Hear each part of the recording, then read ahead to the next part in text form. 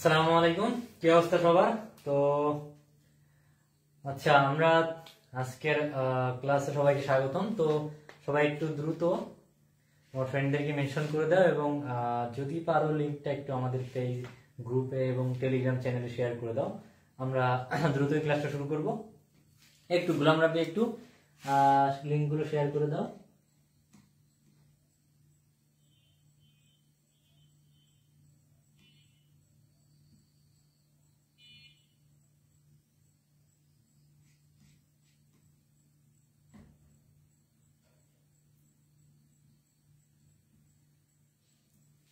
আচ্ছা, আর সাউন্ডটা কি ক্লিয়ার আসতেছে কিনা এবং বোর্ডটা কি ঠিকঠাক দেখা যাচ্ছে কিনা? একটু ক্যামেরার ওরিয়েন্টেশনটা এটা দেখা গেছে যে একটু উপরের দিকে হয়ে গেছে, তো আশা করি কোনো অসুবিধা হবে না। বোর্ডটা ক্লিয়ার দেখা যাচ্ছে, আই থিঙ্ক বোর্ডটা ক্লিয়ার আসতেছে টোটালটাই।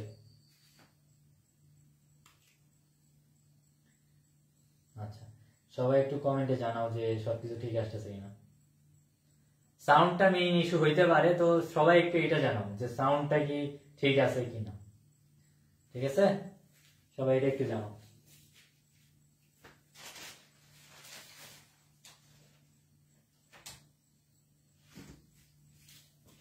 আমরা এখনই শুরু করবো। আজকে কিন্তু আমাদের খুব গুরুত্বপূর্ণ একটা চ্যাপ্টার।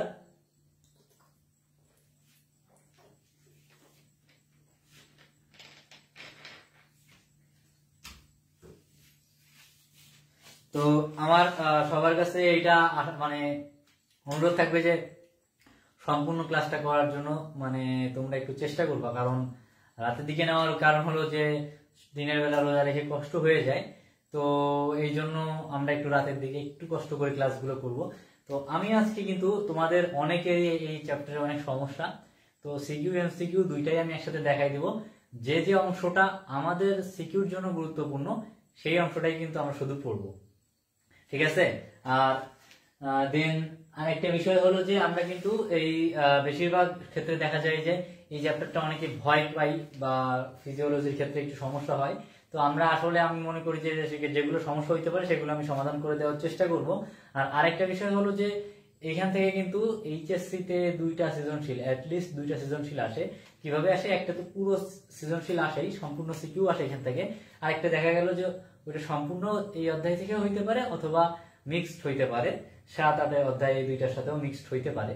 বাট এই চ্যাপ্টারটা রিটেন, এমসিকিউ, অ্যাডমিশন প্রত্যেকটা ক্ষেত্রে একটা ইম্পর্টেন্ট রোল প্লে করে। 2022-23, 23-24 দুইটা বছর,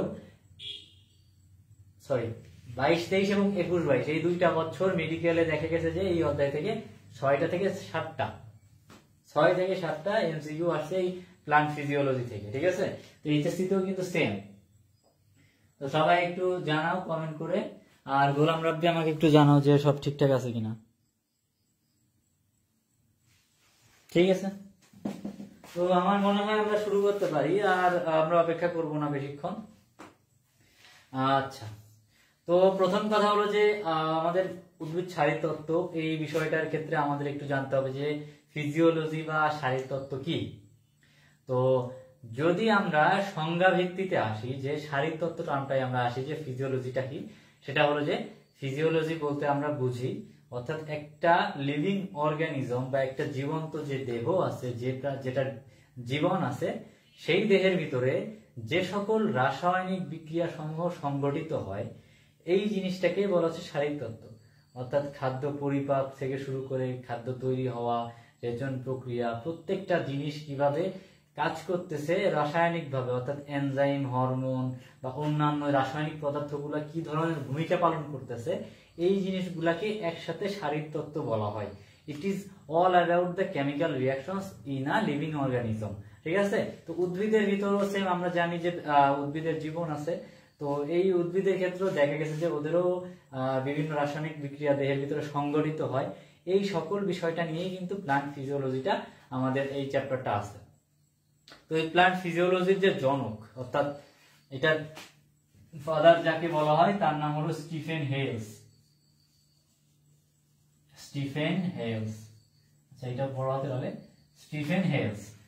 এনাকে কিন্তু প্লান্ট ফিজিওলজি বা উদ্ভিদ শারীরতত্ত্বের জনক বলা হয়, ঠিক আছে?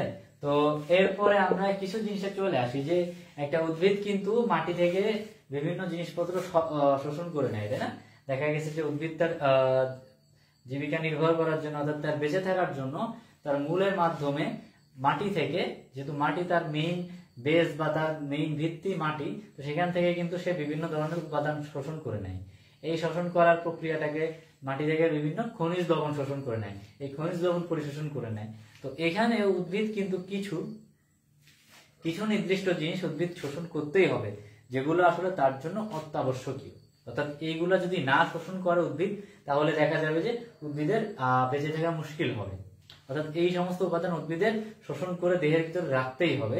এগুলোকে বলা হয় ইসেনশিয়াল এলিমেন্টস বা অত্যাবশ্যকীয় উপাদান। এই অত্যাবশ্যকীয় উপাদানকে দুইটা ভাগে ভাগ করা হয়েছে। কয়টা ভাগে ভাগ করা হয়েছে ভাই? দুইটা। একটা হলো মাইক্রো উপাদান আর একটা হলো ম্যাক্রো উপাদান। মাইক্রো এলিমেন্টস আর ম্যাক্রো এলিমেন্টস। তাহলে অত্যাবশ্যকীয় উপাদান কয়টা? অত্যাবশ্যকীয় দুই টাইপের, একটা হলো মাইক্রো আর একটা হলো ম্যাক্রো। তো ম্যাক্রো মানে আমরা জানি বড় যেগুলো, আর মাইক্রো মানে ছোট। তো ম্যাক্রো এলিমেন্টস আর মাইক্রো এলিমেন্টস টোটাল মিলে এই অত্যাবশ্যকীয় উপাদান হলো 17টি। মোট অত্যাবশ্যকীয় উপাদান কয়টি? 17টি। এই 17টি উপাদানের ভিতরে ম্যাক্রো এলিমেন্টস বা ম্যাক্রো উপাদান হলো 9টি, তাহলে এই মাইক্রো এলিমেন্টস থাকলো 8টি। তো আমাদের একটু এক্সামের জন্য, এমসিকিউর জন্য এটা গুরুত্বপূর্ণ যে এই ম্যাক্রো এলিমেন্টস গুলা কি কি বা মাইক্রো এলিমেন্টস গুলা কি কি, এগুলো পরীক্ষায় আসতে পারে। তো তুমি কি করতে পারো যে এখান থেকে 9টা আমরা সবাই মনে রাখি। এই জন্য দেখো আমি একটা ছন্দ লিখে রাখছি যে চপস কে কে মজা নেই। এখন এইখানে একটা কথা আছে যে যাদের বাসা ময়মনসিংহ বা শেরপুর, জামালপুর, তাদের ওইদিকে কিন্তু তারা খাওয়াকে ক দিয়ে মানে দেখছি আমি, মানে আমার সাথে যারা আমার বন্ধুরা পড়ে, আমার সাথেও আছে ময়মনসিংহের একজন আমাদের সাথে, সে দেখে যায় যে চল খাইতে যাবি না, খেতে যাবি না। আমরা তো বলি খেতে যাবি না কেন, তো বলে খেতে যাবি না, মানে খাওয়াকে ক দিয়ে খ বলে আর কি, ঠিক আছে? তো আমি খেয়ে না লিখে আমি দেখছি চপস কে কে মজা নাই। তো এখানে সি ফর কার্বন, আমরা জানি H for hydrogen, O for oxygen, P for phosphorus, L for S for sulphur. তাহলে এই চারটা মনে থাকবে না? কার্বন, হাইড্রোজেন আমি লিখলাম, অক্সিজেন তোমরা বুঝবা, একটা হলো ফসফরাস আর হলো সালফার। কে তে কি ভাই? পটাশিয়াম। আর এই যে কে তে হলো ওই যে কে, সি এ, কে মানে ক্যালসিয়াম। তাহলে পটাশিয়াম, ক্যালসিয়াম। দেখো এখানে 5টা, এখানে একটা 6টা, এখানে একটা 7টা। মজাতে হলো এনজি, ম্যাগনেসিয়াম। নাইতে হলো নাইট্রোজেন। তাহলে এইখানে হলো 7টা, 8টা, 9টা। 5টা আর একটা 6টা, আর এই একটা 7টা, আর এইখানে 2টা, 9টা। এই 9টা ম্যাক্রো এলিমেন্টস আমরা মনে রাখবো। তাহলে এ বাদে যেগুলো আছে সেগুলো ম্যাক্রো এলিমেন্টস। তার মানে আমি যদি বলি সোডিয়াম কি বা আয়োডিন কি, ঠিক আছে, বা মলিবডেনাম কি, এগুলো কি? এগুলো হলো মাইক্রো উপাদান, মাইক্রো এলিমেন্টস। কিন্তু আমরা কিন্তু যেটা দেখছি এটা কিন্তু ম্যাক্রো এলিমেন্টস। ওকে, তো ম্যাক্রো এলিমেন্টস কিভাবে মনে হচ্ছে? চপস কে কে মজা নাই, অর্থাৎ carbon, hydrogen, oxygen, phosphorus, sulphur, potassium, calcium, magnesium, nitrogen. আমরা একটু মনে রাখবো যে এগুলা কি আর কি, ঠিক আছে? খেয়াল রাখতে হবে, মনে থাকবে তাহলে এই কয়টা। তো সবাই একটু কমেন্ট করে এগুলো একটু কমেন্ট করতে পারো, এই ছন্দটা একটু কমেন্ট করো আমাকে, তাহলে আমি মনে করবো যে তোমরা হয়তো বুঝতে পারছো এটা, ঠিক আছে? আমি এটা মুছে ফেলি। তো তোমরা এটা একটু মনে রাখো এবং কমেন্টটা করো এটা, ঠিক আছে? তাহলে এরপরে চলে আসো আর একটু আমাদের কিছু এমসিকিউর জন্য গুরুত্বপূর্ণ বিষয়। সেটা হলো যে কিছু কিছু উপাদান আছে যেগুলো আসলে উদ্ভিদের জন্য উপকারী। যেমন এখানে আমরা একটা দেখছি আয়োডিন। আয়োডিনটা আসলে কি জন্য উপকারী? আয়োডিন দেখা যায় যে সামুদ্রিক যে শৈবাল, এটার জন্য খুবই উপকারী একটা উপাদান। তাহলে আয়োডিন কার জন্য? সামুদ্রিক শৈবাল।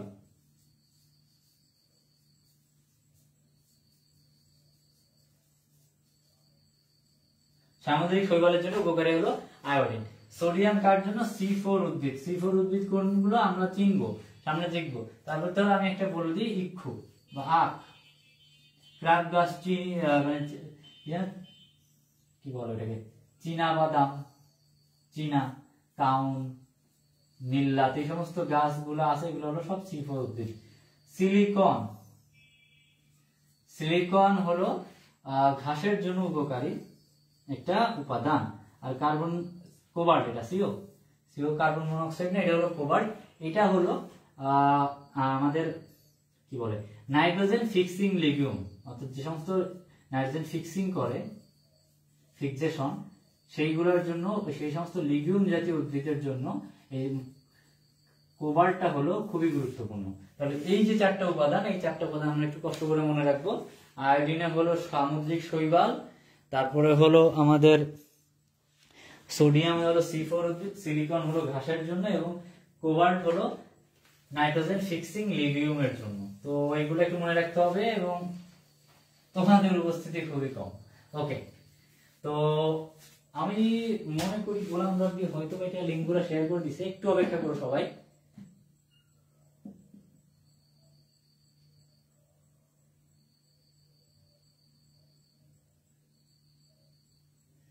আচ্ছা, সবাই একটু এটা দেখতে লাগো, আমরা একটু চেক করি আমাদের লিংকটা শেয়ার হয়েছে কিনা গ্রুপে।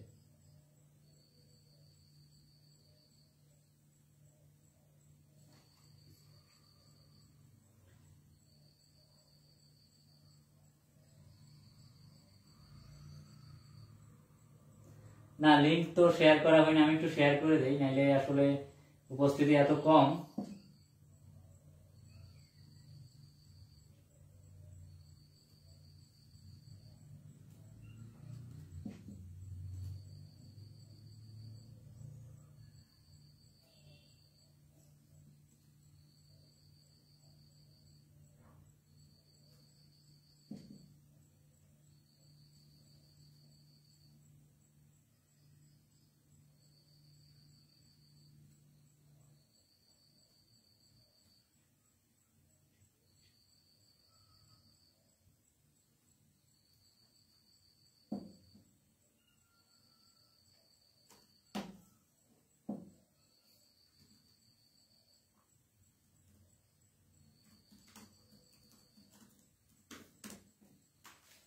আচ্ছা, একটু দেরি হয়েছে কারণ আমি লিঙ্কগুলো একটু শেয়ার করে দিচ্ছি এই জন্য। তো আমরা আবারও ক্লাসে ফিরে আসি। ঠিক আছে, তো আচ্ছা, এখন এই লবণ পরিশোষণের ক্ষেত্রে আমাদের দুই টাইপের মতবাদ আছে, দুইটা মতবাদ কি কি? একটা হলো সক্রিয় শোষণ আর একটা হলো নিষ্ক্রিয় শোষণ।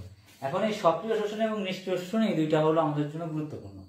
তো যখন একটা লবণ শোষণ করে উদ্ভিদ, মেইনলি তার মূল এবং মূলের নব্য গঠিত অগ্রভাগ। তাহলে আমি যদি এটা একটু কল্পনা করে একটু খেয়াল করো, এটা যদি মাটি হয়, এখানে উদ্ভিদ তার মূল যদি প্রবেশ করানো হয়, তাহলে এই যে মূলের অগ্রভাগ যে অংশটা আছে, এই অগ্রভাগের অংশ থেকে উদ্ভিদ এখান থেকে খনিজ লবণ শোষণ করে। এখন এইখানে উদ্ভিদ যখন খনিজ লবণ শোষণ করে, তো দেখা যায় যে এই দিক থেকে খনিজ লবণ সে শোষণ করতেছে। এখন এই শোষণটা আসলে উদ্ভিদ দুইটাই করতে পারে। কিভাবে? তো একটা কথা হলো যে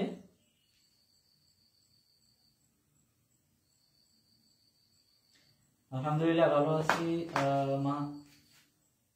আচ্ছা, মোহাম্মদ ফয়সাল, ওকে, ধন্যবাদ ফয়সাল। তো এটা একটু খেয়াল করো সবাই। তো এখানে দুই টাইপের কাজ হইতে পারে, যে এখানে আসলে কিভাবে শোষণটা হয়। কথা হলো যে আমাদের এখানে মূলটা যদি এমন থাকে, তো দেখা যায় যে হয়তোবা এখানে ব্যাপন প্রক্রিয়া হতে পারে, অথবা অন্য আরেকটা প্রক্রিয়া হতে পারে। এখন ব্যাপারটা একটু খেয়াল করো, যদি এখানে ব্যাপন প্রক্রিয়া হয়, আমরা ব্যাপন মানে কি বুঝি একটু আমাকে সবাই বলতে পারো? ব্যাপনটা কি ছিল? ব্যাপন ছিল আমাদের যেখানে ঘনত্ব কম, সাপোজ এই ওয়ালের এইদিকে ঘনত্ব বেশি, এদিকে ঘনত্ব কম, তো যেদিকে ঘনত্ব কম সেদিকে অটোমেটিক্যালি স্বতঃস্ফূর্ত ভাবে এখান থেকে আমাদের পার্টিকেল গুলো, গ্যাসের কণা বা জলীয় কণা যেগুলো আছে, এদিকে চলে আসবে ব্যালেন্স করার জন্য, তাই না? অর্থাৎ যেদিকে ঘনত্ব কম হবে সেদিকে এরা স্বতঃস্ফূর্ত ভাবে চলাচল করবে। তাহলে এইখানে আমার কি আলাদা কোনো প্রেসার দেওয়া লাগতেছে? অর্থাৎ এখানে আমার আলাদা কোনো শক্তি দেওয়া লাগতেছে যে তোরা এইখানে বেশি পরিমাণে আসিস, তো তোরা ওই দিকে চলে যা? ওরা একা একাই যাবে না, নিচ থেকেই যাবে না। তো এটাই হলো আমাদের, দেখা যাচ্ছে এখানে কোনো প্রকার আমাদের শক্তি প্রয়োগ করা লাগতেছে না, স্বতঃস্ফূর্ত ভাবে হচ্ছে। তো এই যে মূলের অগ্রভাগ থেকেও দুই টাইপের হয়। একটা হতে পারে যখন এই মূলের ভিতরে আমাদের ঘনত্ব খুব কম থাকে, তখন চারিদিক থেকে যে লবণগুলা আছে এইগুলা স্বতঃস্ফূর্ত ভাবে এই আমাদের মূলের অগ্রভাগে মূল রোমের ভিতরে প্রবেশ করে। অর্থাৎ এখানে মূল রঙের কোনো প্রকার শক্তি দেওয়া লাগে না যে আমি লবণটা শোষণ করে নিচ্ছি একটা শক্তি দিয়ে, কারণ এখানে অটোমেটিক্যালি ব্যাপন প্রক্রিয়ার মাধ্যমে বা অন্য যে কোনো প্রক্রিয়ার মাধ্যমে স্বতঃস্ফূর্তভাবে লবণগুলা মূল রঙের ভিতরে প্রবেশ করতেছে। ব্যাপারটা কি আমি বুঝাইতে পারছি? সবাই একটু আমাকে জানো যে এখানে কি হয়েছে, লবণগুলা একে একে নিচ থেকে ভিতরে প্রবেশ করতেছে। তো এখন এইখানে যখন নিচ থেকে প্রবেশ করতেছে তো এইখানে কোনো প্রকার শক্তির প্রয়োজন হচ্ছে না। তাহলে একটা জিনিস কি, যে এইখানে একটা ক্ষেত্রে আমরা দেখতেছি যে কোনো শক্তির প্রয়োজন হচ্ছে না। বাট আবার এখানে যদি এমন হয় যে এখানে আমাদের ঘনত্ব অনেক বেশি, এদিকে আমাদের লবণের ঘনত্ব তুলনামূলক মূলের অভ্যন্তরীণ থেকে এখানে ঘনত্ব চারিদিকে কম, মূলের ভিতরে ঘনত্ব বেশি, কিন্তু তারপরেও মূল লবণ শোষণ করতে চায়। এখন লবণ তো স্বতঃস্ফূর্ত ভাবে আসতেছে না, অর্থাৎ ওকে আমি ডাকতেছি যে তুই আয়, ও বলে আমি আসবো না। এখন কি করতে হবে, ও তো কথা শুনতেছে না, তাহলে এখন কি করবো, আমি যে ওকে হাত ধরে টেনে নিয়ে আসতেছি যে তুই আসবি না। মানে কি, যে বাংলা সিনেমার মতো, তাই না, যে ভিলেন বলে যে তুই আমার সাথে আসবি না, তোর নায়িকা তো আসবে না, তোর না ভিলেন ওর হাত ধরে টান দিয়ে নিয়ে চলে আসে, তাই না। এখন ওই সেম ভাবে এও কি করে, টানটাও এমন যে ওকে তোর ইচ্ছার বিরুদ্ধে নিয়ে যাচ্ছে, তাই না। তো এখানে কি হয়, এখানে হলো ঘনত্বের আনতির বিপরীতে,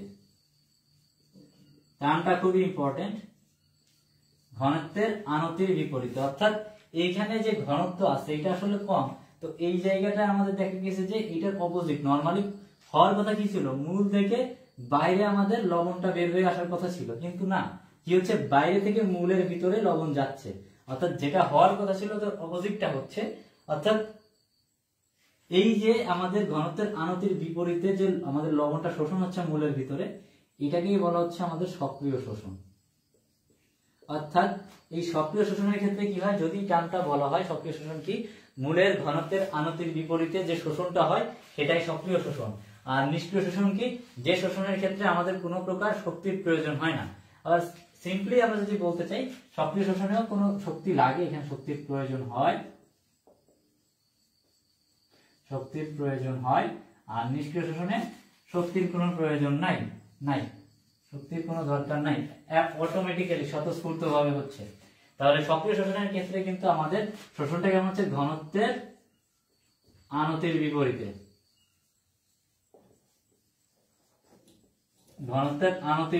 একটা হচ্ছে, ওইটা তো নরমালি হচ্ছে আমাদের যেটা হয়। ওয়ালাইকুম আসসালাম। তো এখন এইখানে ঘনত্বের আনতির বিপরীতে এখানে আমাদের শক্তির প্রয়োজন হচ্ছে, এখানে শক্তির প্রয়োজন নাই। তো এইখানে যদি আমাদের শক্তির প্রয়োজন হয় তাহলে এখানে দেখা গেছে যে এইখানে শক্তি হচ্ছে, সবকিছু খরচ হচ্ছে, তখন এখানে বিপাকীয় হারও বেশি হবে। সক্রিয় শোষণের ক্ষেত্রে কি, বিপাকীয় হারও কিন্তু অনেক বেশি, আর এখানে নিষ্ক্রিয় শোষণের ক্ষেত্রে বিপাকীয় হার খুবই কম। আমি কি পার্থক্যগুলো বুঝাইতে পারছি? তোমরা কি এই সক্রিয় শোষণ নিষ্ক্রিয় শোষণ বুঝতে পারছো? এটা বুঝতে পারলে খ নাম্বারের জন্য, ইভেন এমসিকিউর জন্য খুবই তোমাদের হেল্প করবে। তো যদি বুঝতে পারো আমাকে একটু জানাও, ঠিক আছে? আশা করি তোমাদের বুঝাইতে পারছি। এখন সক্রিয় শোষণ এবং নিষ্ক্রিয় শোষণ দুই দিকে লিখছি, ঠিক আছে? তো এই দুইটার কতগুলো মতবাদ আছে যে কি কি ভাবে আসলে শোষণ হতে পারে। তো এই কয়েকটা ভিত্তির উপরে নির্ভর করে সক্রিয় শোষণকে কয়েকটা ভাগে ভাগ করেছে, নিষ্ক্রিয় শোষণকে দেখা গেছে যে এই কয়েকটা মতবাদ দিছে কয়েকজন বিজ্ঞান যে এভাবে শোষিত হতে পারে বা শোষিত হয়। তো সক্রিয় শোষণের ক্ষেত্রে একটা মতবাদ আছে, হলো নাম তার আয়ন বাহক মতবাদ। এই আয়ন বাহক মতবাদের ভিতরে আবার তিনটা মতবাদ আমরা পাচ্ছি, খুব খেয়াল। আয়ন বাহক মতবাদ, বাহক, কো ট্রান্সপোর্ট, এই টাইপের শব্দগুলো, পাম্প, এগুলো সবকিছুই কিন্তু সক্রিয় শোষণের সাথে নির্ভরশীল, মানে সম্পর্কিত। নির্ভরশীল তো না, সম্পর্কিত। কি কি বললাম? একটা হলো বাহক, কো ট্রান্সপোর্ট, বা এই যে বাহক, কো ট্রান্সপোর্ট বা পাম্প, বাহক, কো ট্রান্সপোর্ট, পাম্প, এইগুলা কিসের সাথে সম্পৃক্ত?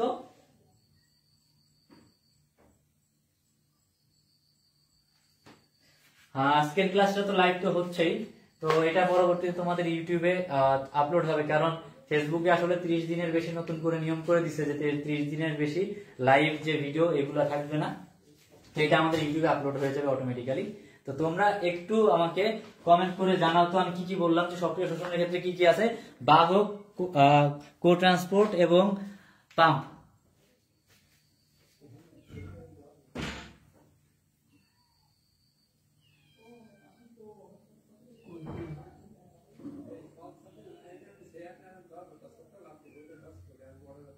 ব্যথা পেয়েছে? সবাই একটু কমেন্ট করে জানাও। আসলে সরি ফর দ্য ইনকনভিনিয়েন্স, আমার বিড়াল লাভ দিছে, এই জন্য আমি আসলে একটু ওইখানে গেছিলাম, বিড়াল নিয়ে চিন্তিত। তো এখন এইখানে আমি কি বললাম যে আমাদের হ্যাঁ, তো এইখানে আমাদের কিন্তু এই কয়েকটা মতবাদের কথা আমি বললাম। তাহলে সক্রিয়, এটা এমসিকিউতে আসতে পারে যে সক্রিয় লবণ শোষণ, সক্রিয় শোষণ এটা আসলে তোমার কিসের সাথে সম্পর্কিত, এটা হ্যাঁ মানে বলা হলো কোন কোন মতবাদ আছে। তো এই কয়েকটা মনে রাখতে হবে। এবং নিষ্ক্রিয় শোষণের ক্ষেত্রে ডোনান সাম্যাবস্থা, আয়ন বিনিময় মতবাদ, ব্যাপন মতবাদ, ব্যাপক মতবাদ। ব্যাপন আর ব্যাপক দুটা কিন্তু ভাই ভাই, মানে এরা দুইজনে কিন্তু নিষ্ক্রিয় শোষণের ভিতরে অন্তর্ভুক্ত। তো এটার জন্য খেয়াল থাকবে, ঠিক আছে? ওকে, তো এখন খুব গুরুত্বপূর্ণ, আমরা একটা রিটেনের পার্টে চলে আসলাম। এটা আমি মুছে দিলাম। এই মতবাদগুলো একটু মনে রাখবে, আমি একটু পরে জিজ্ঞাসা করব।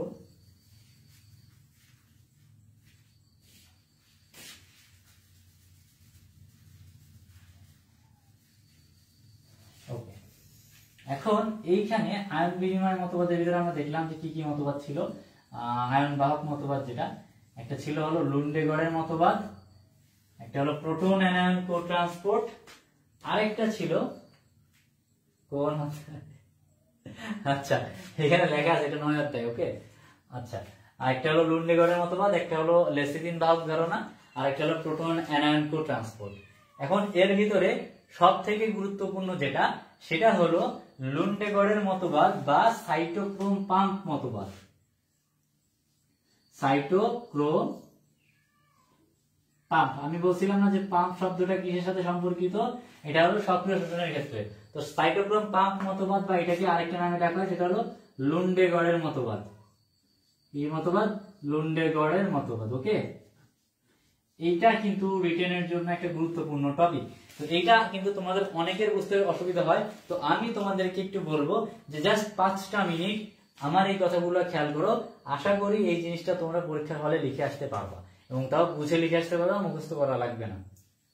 তো শুরু করার আগে আমাকে আগে এই একটা জিনিস একটু দেখাও, এটা একটু আমাকে বলো যে আমি যদি এইটা চিনি, আমরা কি এটা চিনি Fe3+। আচ্ছা, তো Fe3+ মানে কি, এটা আমাকে একটু বোঝাইতে পারবা যে Fe3+ বলতে কি বোঝাচ্ছে? যে এইখানে আয়রনের 3টা ইলেকট্রন চলে গেছে, তাই না? আয়রনের থেকে 3টা ইলেকট্রন চলে গেছে, যার কারণে 3টা এক্সট্রা পজিটিভ চার্জ আয়রনের থেকে গেছে, এই জন্য 3+ হয়েছে। আমি যদি এর সাথে একটা ইলেকট্রন যোগ করি, তাহলে এখানে কি হবে একটু বলো তো আমাকে, কমেন্ট করে এটা সবাই। Fe3+ এর সাথে যদি একটা ইলেকট্রন যোগ হয় তাহলে কি হবে, সবাই একটু কমেন্ট জানাও। আচ্ছা, কোনটা বোঝা নাই? হাসিরামা সেনজু, বাবা Hashirama Senju, the first Hokage of the hidden leaf village. তুমি বুঝতে পারোনি? কি বুঝতে পারোনি বলো?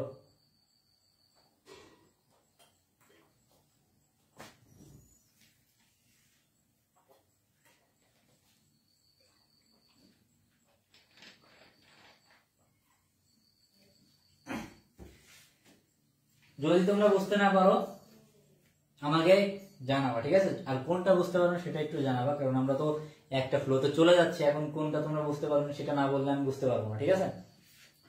তো Fe3+ মানে কি, এখানে আসলে আমাদের মেইন বোঝাচ্ছে কি 3টা পজিটিভ চার্জ এক্সট্রা আছে। 3টা পজিটিভ চার্জ এক্সট্রা থাকা মানে হলো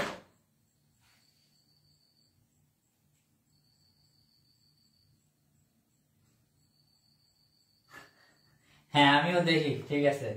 তুমি এমনি কি কমেন্ট করছো সেটা বলো আমাকে। হ্যাঁ আমি দেখছি, অনেকগুলাই দেখছি, তার ভিতরে নারুটো আমি দেখছি।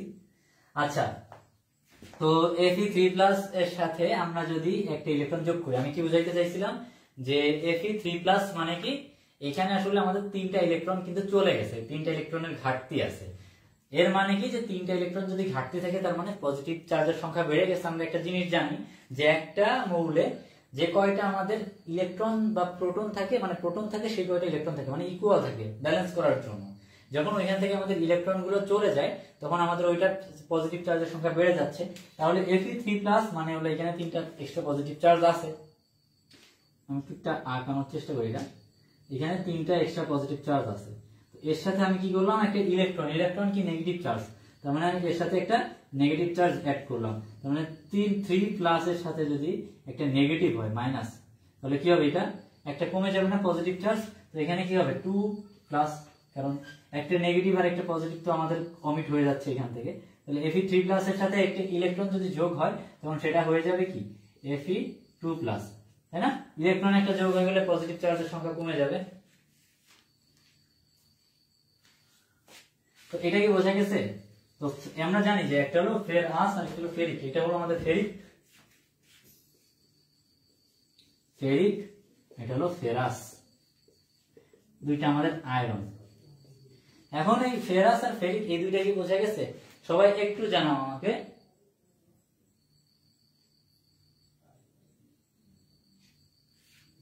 ওকে, তো ফেরাস থেকে ফেরিক হয়েছে কিভাবে, একটা ইলেকট্রন গ্রহণ করলে Fe3+ Fe2+ এ পরিণত হয়।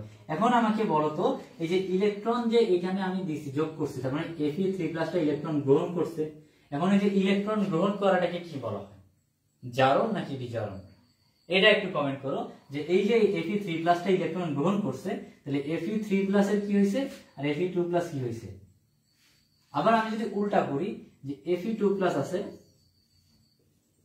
এখান থেকে যদি আমি একটা ইলেকট্রন সরিয়ে নিই, অর্থাৎ ইলেকট্রন একটা আমি এখান থেকে নিয়ে নিলাম, তার মানে কি হবে, দুইটা পজিটিভ চার্জ ছিল সেখান থেকে আরো একটা ইলেকট্রন চলে গেছে, তার মানে পজিটিভ চার্জের সংখ্যা বেড়ে যাবে, তাহলে ইলেকট্রন সরে গেলে কি হবে Fe3+। তো এইটা কি হয়েছে, এটা জারণ হয়েছে না কি বিজারণ হয়েছে Fe2+ এর? একটু কমেন্ট করো তো ভাই। হ্যাঁ হ্যাঁ, গুড।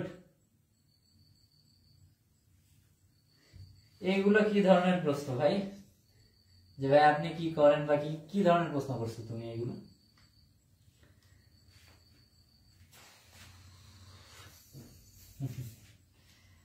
আচ্ছা, তো Fe2+ থেকে আমাদের একটা ইলেকট্রন সরিয়ে নিয়েছি। তো আমরা জানি যে একটা হলো যে ইলেকট্রন যদি চলে যায়, ইলেকট্রন ত্যাগ করা কি বলা হয়, জারণ। তার মানে এইখানে Fe2+ এর জারণ হয়েছে, অর্থাৎ Fe2+ এর জারণ হওয়ার কারণে এখানে Fe3+ হয়েছে, অর্থাৎ Fe2+ বিজারিত হয়েছে, তাই না? Fe2+ বিজারিত হয়েছে, আর এখানে কি হয়েছে, এখানে হয়েছে আমাদের বিজারণ, ইলেকট্রন গ্রহণ করছে, অর্থাৎ Fe3+ এর হয়েছে Fe3+ জারিত হয়েছে। আশা করি এই জিনিসটা বোঝা গেছে, এটা বুঝতে পারলে অনেকটাই ক্লিয়ার। হ্যাঁ, ওকে, ধন্যবাদ সবাইকে এটা কমেন্ট করার জন্য। আর তোমরা একটু বুঝে শুনে কমেন্ট করো, এই টাইপের মানে কোনো প্রকার পলিটিক্যাল আলোচনা আমরা এখানে করতে আসিনি যে কে কি করে, এখানে তোমরা জাস্ট পড়াশোনা করতে আসছো, সেটাই করো, ঠিক আছে? ওকে,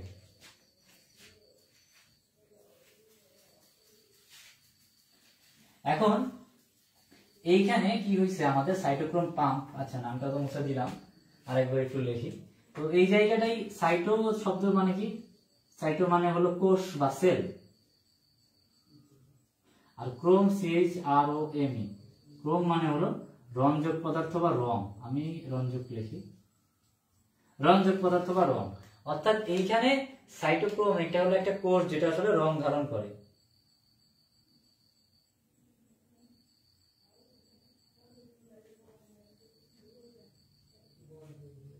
অবশ্যই অবশ্যই স্মরণ করবো, ঠিক আছে। আচ্ছা, তো কোষ রঞ্জক এইখানে আমাদের কোষ রঞ্জকের ক্ষেত্রে আমরা দেখতেছি যে সাইটোক্রোম এটা হলো মেইনলি আমাদের একটা পাম্পের মতো কাজ করে। পাম্পের কাজ কি আমরা নরমালি দেখছি যে পাম্প হলো, দেখা যায় যে পাম্প বললে আমরা নিচ থেকে পানি উপরের দিকে উঠাইতে সাহায্য করে। তো এইখানেও কি হয়, এই জায়গাটায় আমাদের যে আয়ন শোষণ করবে, মেইনলি সাইটোক্রোমটা কি শোষণ করে, অ্যানায়ন শোষণ করে। কি শোষণ করে, নেগেটিভ চার্জ বা অ্যানায়ন শোষণ করে। এখন এই অ্যানায়ন শোষণ করবে কিভাবে, মাটি থেকে উদ্ভিদের মূল রঙের ভিতরে অ্যানায়ন শোষণ করবে। কথা হলো যে এই যে অ্যানায়ন শোষণটা আমাদের মূলটা করতেছে, সেটা আমরা একটু বৃহৎ আকারে দেখি, আগে একটু আমরা ছোট পর্দায় দেখবো, তারপর আমরা বড় পর্দায় দেখবো। এইটা যদি আমাদের মাটি হয়, এটা যদি আমাদের মূল হয়, একটু খেয়াল করো সবাই, এই জায়গাটা দেখা যাচ্ছে কি, এই জায়গাটা হলো আমাদের, আমি যদি এটাকে একটু জুম করি, হ্যাঁ, তাহলে এটা এরকম বড় হচ্ছে। তো এইটা আমাদের বাইরের এই লেয়ারটা কি, কোষ, উদ্ভিদের কোষের কোষ প্রাচীর। তো এই কোষ প্রাচীরটাকে যদি আরেকটু জুম করা হয়, তাহলে দেখা যায় যে এখানে দুইটা অংশ, যে এইটা হলো বাইরের অংশ, যেটা হলো এই দিকে, এটা হলো বাইরের অংশ, আর এই হলো কিন্তু আমাদের এই যে লাইনটা দেখতেছি, এই লাইনটাকে আমরা জুম করলে দেখা যায় যে এই লাইনটার ভিতরে একটা সাইডের অংশটাই এতটা বড় হয়। এটা কিন্তু আমরা বুঝতে পারছো। আর এই যে ভিতরের অংশ, মূলের যে ভিতরের অংশ, সেটা হলো এই দিকে, এটা হলো মূলের ভিতরের অংশ, আর এটা হলো মূলের বাইরে। আর এই টোটালটা হলো আমাদের এই যে কোষ ঝিল্লি বা কোষ প্রাচীর, যেটাই বল না কেন, ঠিক আছে। এই অংশটুকু হলো আমাদের কোষ ঝিল্লি, যেটাকে আমরা বড় করছি। আর এইটা বড় করার পরবর্তীতে সেটাকে আমরা এখানে দেখাচ্ছি। এটা কি বোঝা গেছে? সবাই একটু আমাকে জানাও। তাহলে এইটাই কিন্তু আমাদের যে কোষ ঝিল্লিটাই কিন্তু আমরা এখানে বড় করে দেখাইছি, মূলের বাইরে মূলের ভিতরে, এই একটাকেই আমরা এত বড় করে দেখাইছি। তো এর ভিতরে আমরা 3টা সাইটোক্রোম পাই, 3টা রঞ্জক কোষ পাই। 3টা সাইটোক্রোমের নাম কি? A B C. এবং এদের সিরিয়ালটা কেমন থাকে? প্রথমে থাকে এ, তারপরে সি, তারপরে বি। এটা অনেকে এভাবে মনে রাখে, অ্যাডাল্ট, তারপরে চাইল্ড, তারপরে বেবি, এভাবে মনে রাখা যায়। তো এ সি বি এমনি মনে রাখা যায়, তোমরা একটু কয়েকবার রিপিট করলে তোমরা এটা মনে রাখতে পারবে। তো এখন এইখানে সাইটোক্রোমটা করে কি? পাম্প করবে। কি পাম্প করবে? আমাদের উদ্ভিদের মূলের ভিতরে, এইখানে মূলের ভিতরে, ঠিক আছে, আমি একটু এখানে লিখে দিই, মূলের ভিতর, এটা হলো বাইরে। তো ভিতরে কিন্তু আমাদের লবণ আছে, ভিতরে আমাদের নেগেটিভ চার্জ আছে, অ্যানায়ন আছে, ঠিক আছে। তো এ কি করে? এ বাইরে, ভিতর থেকে বাইরে চলে আসে। তো এইখান থেকে নেগেটিভ চার্জ যখন বাইরে চলে আসবে, নেগেটিভ চার্জের ঘাটতি পড়বে, অর্থাৎ নেগেটিভ চার্জের সংখ্যা কমে যাবে। এটাকে ব্যালেন্স করার জন্য এই বাইরে থেকে আমাদের অ্যানায়ন ভিতরে প্রবেশ করবে। যদি অ্যানায়ন ভিতরে প্রবেশ করে, অটোমেটিক্যালি অ্যানায়নের সাথে নিষ্ক্রিয়ভাবে ক্যাটায়নও প্রবেশ করবে। অর্থাৎ আমাদের কিন্তু মনে রাখতে হবে, সাইটোক্রোম পাম্পটা কিন্তু অ্যানায়নের শোষণ। এটা কিসের শোষণ? অ্যানায়নের শোষণ। আর স্ক্যাটার কি হচ্ছে? নিষ্ক্রিয়ভাবেই শোষিত হচ্ছে। ওকে, বোঝা গেলে ভালো, ধন্যবাদ। তো অ্যানায়ন শোষিত হবে এখানে।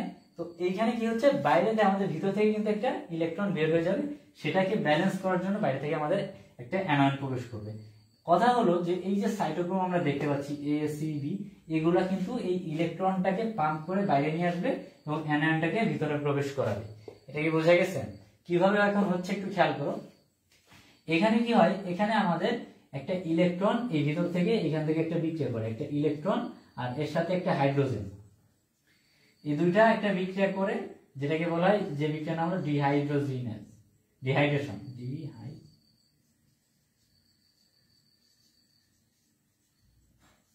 ডিহাইড্রোজিনেস বিক্রিয়ার মাধ্যমে একটা ইলেকট্রন এখানে মুক্ত হয়, মুক্ত। এই মূলের ভিতরে এইখান থেকে আমাদের এই হাইড্রোজেনের সাথে বিক্রিয়া করে একটা ইলেকট্রন মুক্ত হচ্ছে। ইলেকট্রনটা যখন মুক্ত হবে, অর্থাৎ এখানে একটা নেগেটিভ চার্জ আমাদের এখানে মুক্ত হয়েছে। তো মুক্ত হলে এই ইলেকট্রনটা এই যে আমাদের Fe3+ এর সাথে হলো যুক্ত হয়, Fe3+ এই ইলেকট্রনটা গ্রহণ করে। এইখানেই ওই জিনিসটা আমাদের আসতেছে, অর্থাৎ এখানে Fe3+ যদি ইলেকট্রনটা গ্রহণ করে, তাহলে Fe3+ জারিত হয়েছে Fe3+, অর্থাৎ এর বিজারণ ঘটছে। গ্রহণ করার কারণে Fe3+ এর বিজারণ হওয়ার কারণে Fe3+ টা কিসে পরিণত হয়ে যাবে? Fe2+ এ পরিণত হবে। বুঝা গেছে? ইলেকট্রনটা, এই যে ইলেকট্রনটা এখানে ত্যাগ করা হয়েছিল, এই ইলেকট্রনটা Fe3+ গ্রহণ করে এখানে Fe2+ এ পরিণত হয়, মানে এটাই এখানে চলে, মানে এটাই পরিণত হচ্ছে। এটা কিন্তু উপরের দিকে যায় বা এমন কিছু না, আমি জাস্ট উদাহরণ, জাস্ট দেখানোর খাতিরে বইতে এইভাবে দেওয়া। যখন Fe3+ ইলেকট্রনটা গ্রহণ করে ওটা Fe2+ এ পরিণত হয়, তখন এটা থাকে না। এটা কি বোঝা গেছে সবাই? একটু বলো তো, আমি কি তোমাদেরকে বোঝাইতে পারতেছি?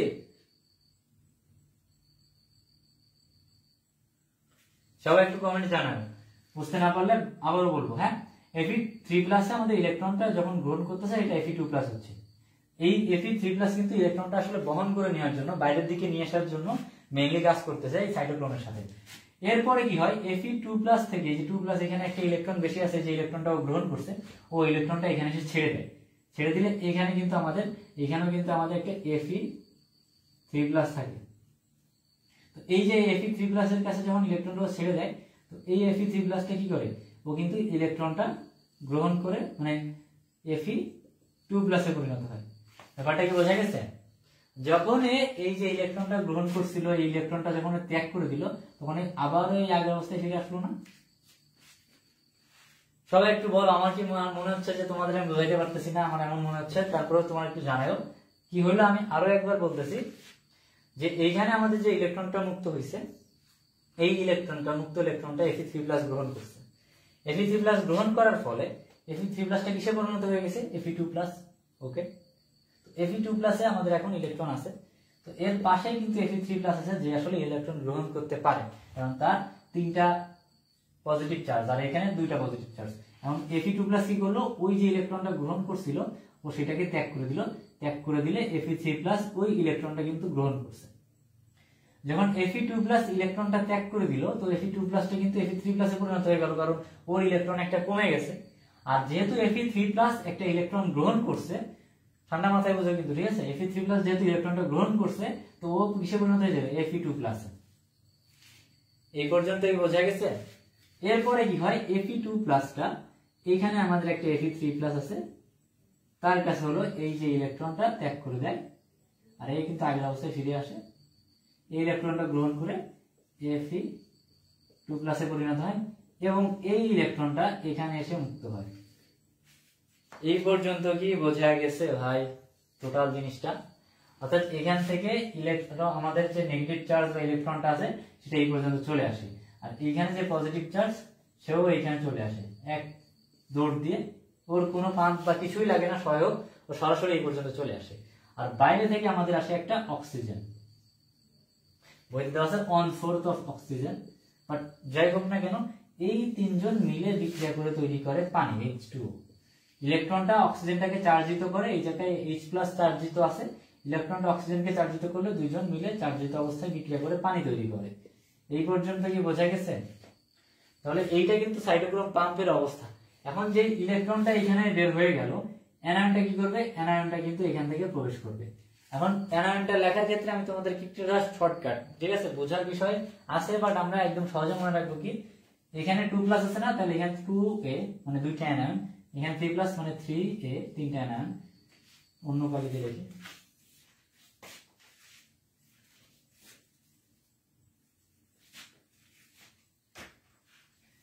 দুইটা আছে তার মানে 2A, এখানে 3+ আছে 3A, এখানে 2+ আছে 2A, দুইটা অ্যানায়ন, এখানে 3টা অ্যানায়ন, এখানে 2টা অ্যানায়ন, এখানে 3টা অ্যানায়ন। অর্থাৎ অ্যানায়নটা আসলে এইখান থেকে ভিতর থেকে এইখানে ভিতরে এসে প্রবেশ করবে অ্যানায়নটা। এটাই হলো আমাদের এই পাম্পের সাহায্যে যাবে। তো এইখানে আমাদের ওই যে Fe3+টা যেভাবে আসলে কাজ করতেছে, এটাও ঠিক একইভাবে কাজ করতেছে। আর এই যে পজিটিভ চার্জটা, ও একাই নিষ্ক্রিয়ভাবে এই ভিতরে প্রবেশ করে যাবে। কিভাবে প্রবেশ করবে? নিষ্ক্রিয় শোষণ, কারণ এখানে অ্যানায়ন যেহেতু প্রবেশ করতেছে, ঠিক তেমনি ভাবে ক্যাটায়নটা প্রবেশ করবে, ওটাকে ব্যালেন্স করার জন্য।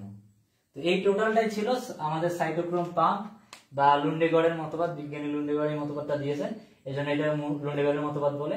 এই ছবিটা কিন্তু পরীক্ষা আসবে, অর্থাৎ এটাকে গ নম্বরে বলতে পারে, এটা ব্যাখ্যা করো বা বিশ্লেষণ করো। এটা তোমাদের একটু ছবিটা আঁকানো হবে, জাস্ট তোমরা যদি এটা বুঝতে পারো তাহলে এটা কিন্তু আর আঁকানো মানে আঁকাইতে কোনো অসুবিধা বা মুখস্থ করা লাগবে না, নিজেরাই বুঝতে পারবে এটা। তো এটা কি বুঝতে পারছো কিনা সবাই একটু কমেন্ট করো আমাকে।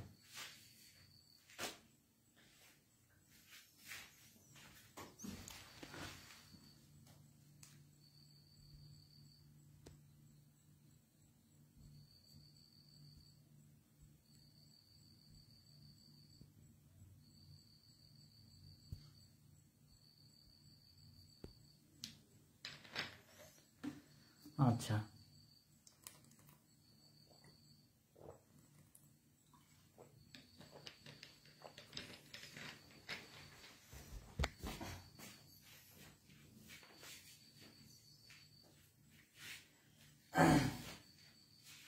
ওকে, এখন তাইলে আমরা এই পর্যন্ত যদি বুঝতে পারি, এরপরে আমরা টপিকটা চলে যাই। এটা কিন্তু রিটেনের জন্য একটা গুরুত্বপূর্ণ টপিক।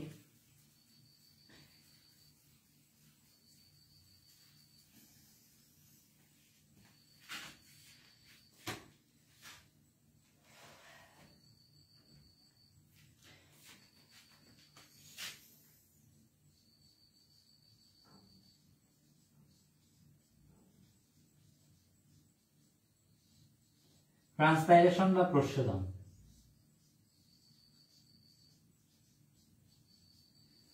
জিনিসটা আমরা সবাই জানি যে উদ্ভিদ তার দেহের যে শোষিত যে পানিটা আছে সেটা তার পাতার মাধ্যমে, মূলত বেশিরভাগই পাতার মাধ্যমে বের করে দেয়।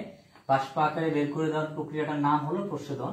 এবং এই প্রস্বেদনটাকে একটা মানে নামে ডাকা হয়, যেটাকে বলা হয় নেসেসারি ইভিল। কেন বলা হয় নেসেসারি ইভিল এবং কে বলছে, এই টার্মটাও গুরুত্বপূর্ণ। এটা বলছে বিজ্ঞানী কার্টিস। নেসেসারি ইভিল কেন বলা হয়, এটাকে বাংলায় বলা হয় প্রয়োজনীয় অমঙ্গল। কারণ এটা যদি উদ্ভিদ না করে তাহলে উদ্ভিদের ক্ষতি, এবং যদি করে তাতেও উদ্ভিদের ক্ষতি হয়, দুটাই প্রয়োজনীয় অমঙ্গল। তো এই প্রস্বেদনের হার মাপার জন্য আমরা যেটা ইউজ করি, যে মিটারটা, সেটার নাম হলো গ্যানম পটোমিটার।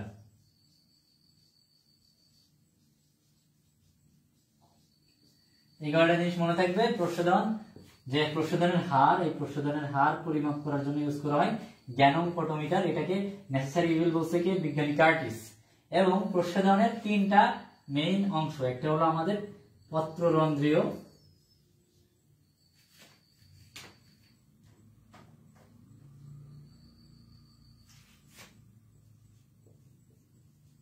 পত্ররন্ধ্রীয় প্রস্বেদন, লেন্টিকুলার প্রস্বেদন,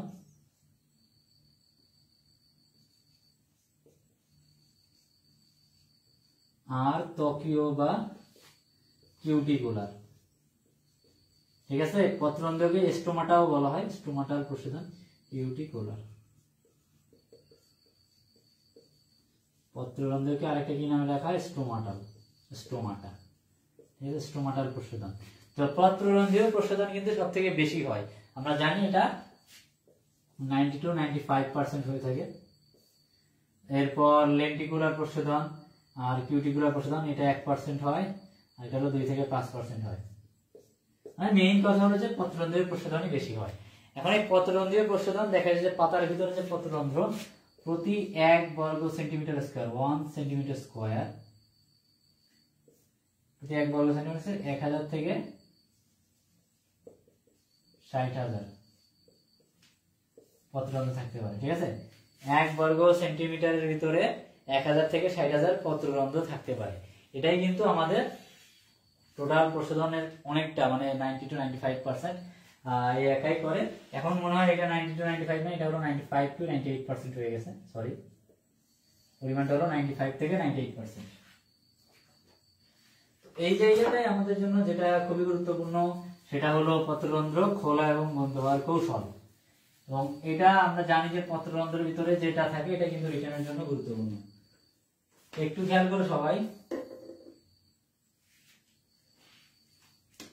পত্ররন্ধ্রের ভিতরে আমাদের যদি পাতা এমন হয়,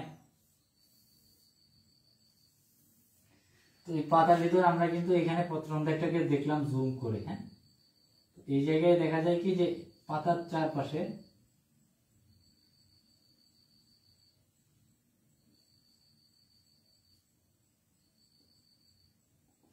এমন কোষ থাকে, যে কোষের নাম কি ভাই বলতো, রক্ষী কোষ।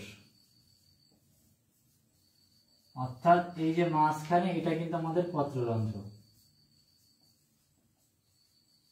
আর পত্ররন্ধ্রের এই যে এই দুই সাইডে কি থাকে, রক্ষী কোষ থাকে। এখন এই রক্ষী কোষের উপরেই আমাদের পাতার পত্ররন্ধ্র খোলা বন্ধ হওয়া অনেকটাই নির্ভর করে। প্রসেসটা কেমন কি হয়, পানি যখন এই পাতার ভিতরে প্রবেশ করে, এই রক্ষী কোষের অভ্যন্তরে অন্তঃবিস্রবণ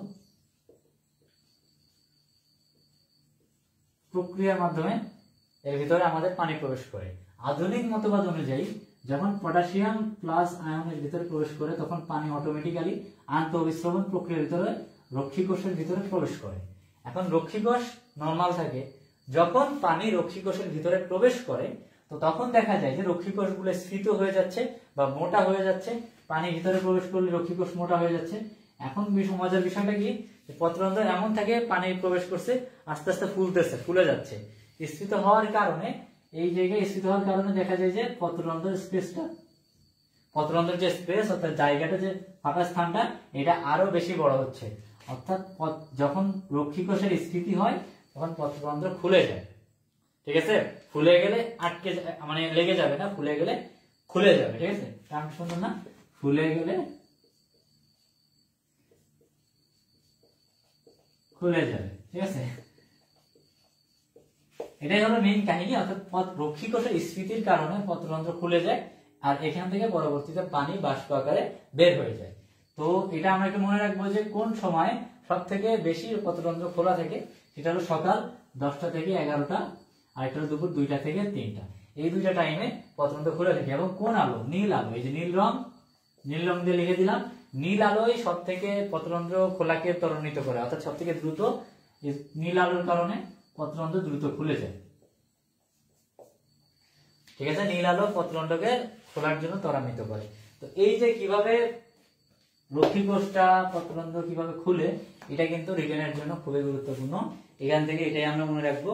তো এই ছিল প্রশ্নজন থেকে আমাদের যতটুকু লাগবে, ওকে, মানে রিটেনের জন্য। আর আমি এমসিকিউ কিছু দিছি, বাদ বাকি তোমাদের যে ক্লাস নোট আছে এটা আমি দিয়ে দিব। ক্লাস নোটটা এখনো রেডি করা হয়নি, অনেক বড় অধ্যায়, তো এই জন্য ক্লাস নোটটা রেডি করতে পারিনি। ক্লাস নোটটা আমি তোমাদেরকে আজকে রাতের ভিতরে ইনশাআল্লাহ দিয়ে দেবো, এইখানে সবকিছুই থাকবে। এরপরে খুবই গুরুত্বপূর্ণ একটা জায়গা, সেটা হলো সালোক সংশ্লেষণ। এটা আমাকে একটু সবাই কমেন্ট করে জানাও যে সালোক সংশ্লেষণের জনক কে বা সালোক সংশ্লেষণ আবিষ্কার করছে কি, এটা একটু সবাই আমাকে জানাও।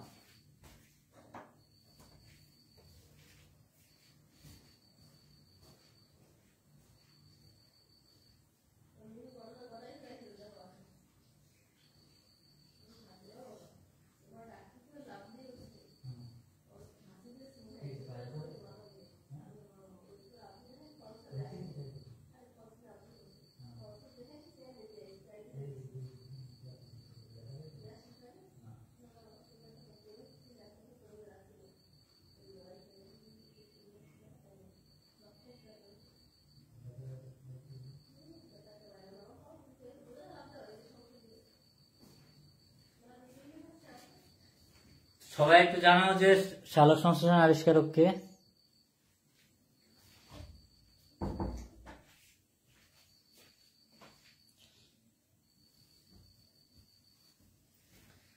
ওকে,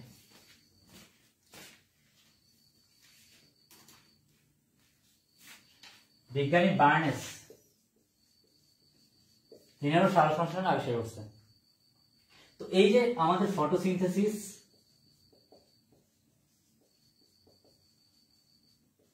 বা সালোক সংশ্লেষণ, এই জিনিসটা আমরা 9, 10, 6, 7 ছোটবেলা সব জায়গা থেকে পড়তেছি।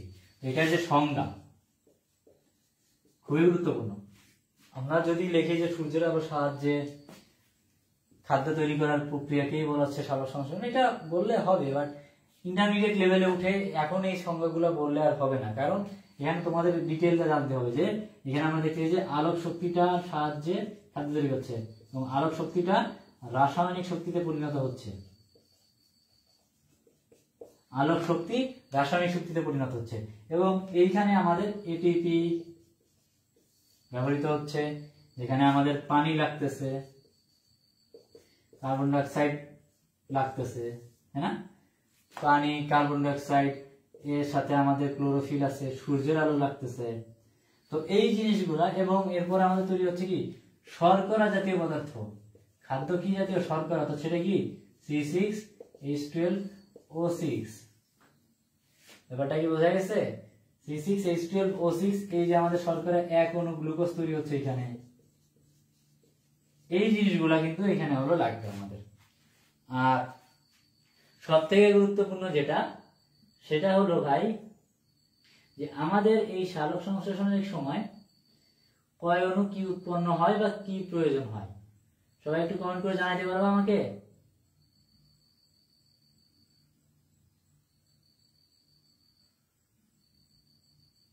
যে সালোক সংশ্লেষণে আমাদের কয় অণু গ্লুকোজ উৎপন্ন হচ্ছে, আমি এই মাত্রই বলছি, সবাই একটু জানাতো আমাকে।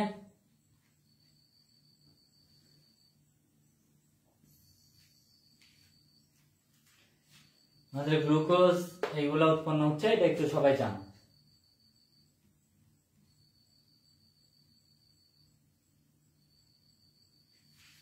ওকে, এখন এইখানে আমাদের ফটোসিনথেসিসটা একটু খেয়াল করো, এটাকে মেইনলি দুইটা ভাগে ভাগ করা হয়েছে।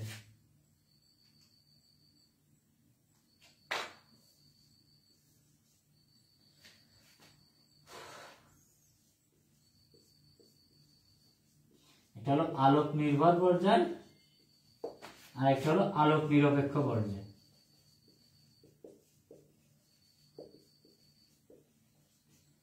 আলোক নির্ভর আলোক নিরপেক্ষ দুইটা পর্যায় সালোক সংশ্লেষণের। তো আলোক নির্ভর পর্যায়ে আমরা বুঝতেছি যে সরাসরি আলোর প্রয়োজন হচ্ছে, আর আলোক নিরপেক্ষ পর্যায়ে সরাসরি আলোর প্রয়োজন হচ্ছে না, বাট আলো লাগবে আর কি, এমন না যে এখানে আলো লাগবে না। ধন্যবাদ হাবিবকে বলার জন্য। গ্লুকোজ এখন উৎপন্ন হয়, বাদ বাকি অক্সিজেন পানি কখন উৎপন্ন হয় সেটা বলতে পারো তুমি। তো আলোক নির্ভর পর্যায়ের ক্ষেত্রে আমরা দুইটা ভাগে ভাগ করতে পারি। আবার সালোক সংশ্লেষণ দুই ভাগে বিভক্ত, আলোক নির্ভর আলোক নিরপেক্ষ। আলোক নির্ভর পর্যায়ে দুই বিভাগে বিভক্ত, একটা হলো চক্রীয় আর অচক্রীয়। ফটোফসফোরাইলেশন, ফটোফসফোরাইলেশন আমরা টার্মটা ইউজ করতেছি এখানে। ফটোফসফোরাইলেশন আমরা একটু ইউজ করি, তার আগে আমরা ফসফোরাইলেশন, ফসফোরাইলেশন। ফসফোরাইলেশন মানে কি? ফসফেট যুক্ত হওয়া।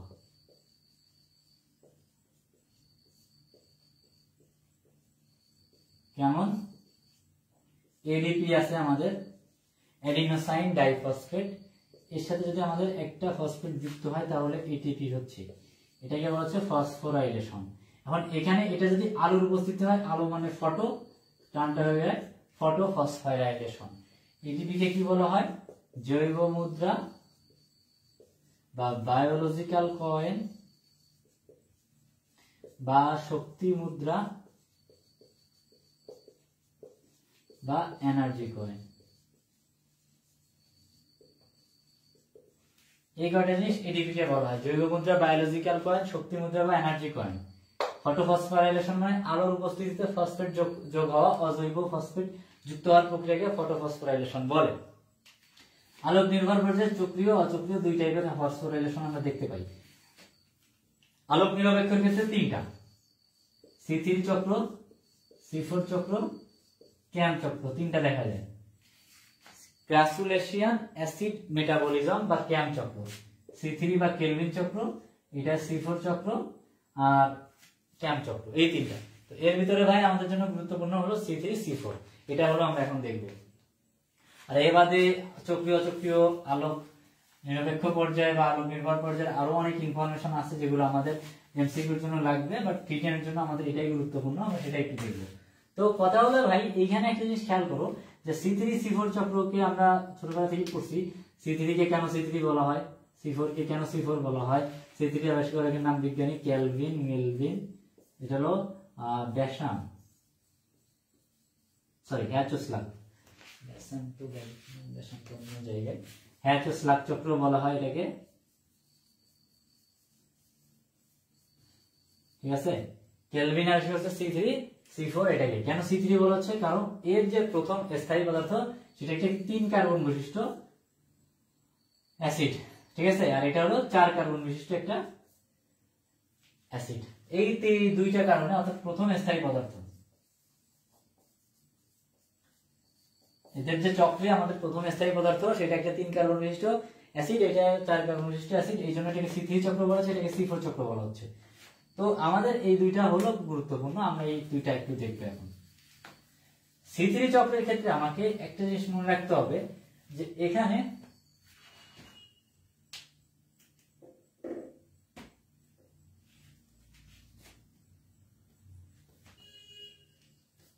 আমাদের প্রথম টার্গেট কি C3 চক্র, তাই তো। C3 চক্র বিজ্ঞানী কেলভিন আবিষ্কার করছে, এর বাদেও অনেক কিছু আছে, এখানে কিন্তু একটা চক্র আছে। তো এর যে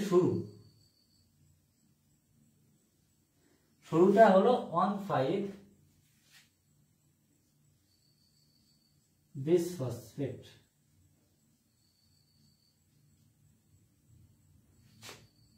1,5 রাইবোলোজ বিসফসফেট, বিসফসফেট বা রাইবোলোজ বিসফসফেট। এই জায়গাটায় একটা জিনিস একটু খেয়াল রাখতে হবে, এই যে রাইবোলোজ বা গ্লুকোজ, এই জিনিসগুলো আমাদের একটু চিনতে হবে। আমি একটু জাস্ট তোমাদের সিম্পল করে দিই। রাইবোলোজ হলো একটা 5 কার্বন বিশিষ্ট শর্করা, কয় কার্বন বিশিষ্ট? 5 কার্বন বিশিষ্ট। গ্লুকোজ কয় কার্বন বিশিষ্ট? 6 কার্বন বিশিষ্ট, বোঝা গেছে। তাহলে রাইবোলোজ 5 কার্বন বিশিষ্ট, গ্লুকোজ 6 কার্বন বিশিষ্ট। এর বাদে আমাদের আরেকটা একটু জিনিস দেখতে হবে, আমাদের জৈব যৌগে আমরা একটু পড়ছিলাম যে যদি আমরা একটা অ্যাসিড, আমরা জানি যে সরি অ্যাসিড না অ্যালকোহলকে জৈব যৌগের ক্ষেত্রে OH দিয়ে লিখে, এটার যে কার্যকরী মূলক এটার OH, এটাকে যদি আমরা জারিত করি তাহলে ওটাকে জারিত করা মানে অক্সিজেন যোগ করা, ঠিক আছে, জারমান অক্সিজেন যোগ করলাম, তাহলে সেটা পরিণত হয়ে যায় CHO মানে অ্যালডিহাইড বা কিটোনে। এবং অ্যালডিহাইড বা কিটোনকে যদি আমরা জারিত করি তাহলে আমরা পাবো একটা অ্যাসিড। এই জিনিসটা কি বোঝা গেছে? অ্যালকোহলকে জারিত করলে অ্যালডিহাইড বা কিটোন, অ্যালডিহাইড বা কিটোনকে জারিত করলে আমরা অ্যাসিড পাবো। আবার অপোজিট, এটাকে যদি আমরা বিজারিত করি, অ্যাসিড কার্বক্সিলিক অ্যাসিডটাকে আমরা যদি বিজারিত করি তাহলে আমরা পাবো অ্যালডিহাইড বা কিটোন। অ্যালডিহাইড বা কিটোনকে আমরা যদি বিজারিত করি তাহলে আমরা পাবো অ্যালকোহল। এই জিনিসটা কি বোঝা গেছে না কিনা সবাই আমাকে একটু জানাও।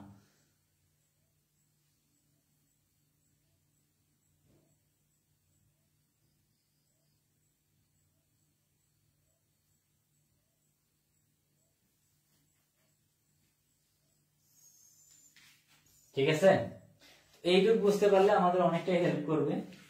আর কিছু জিনিস আছে আমাদের, যেমন এনজাইমের নাম, এগুলো আমরা একটু কেন হয়েছে এটাও বুঝতে পারবো, এনজাইমের নামগুলো কেন আসছে এটাও আমাদের জন্য খুবই গুরুত্বপূর্ণ। তো এই জায়গাটায় একটু খেয়াল করো, এই যে রাইবোলোজ 1,5 বিসফসফেট বা 1,5 রাইবোলোজ বিসফসফেট যেটা আছে, এইখানে আমাদের একটা এনজাইম ব্যবহৃত হয়। এই এনজাইমটার নাম কি?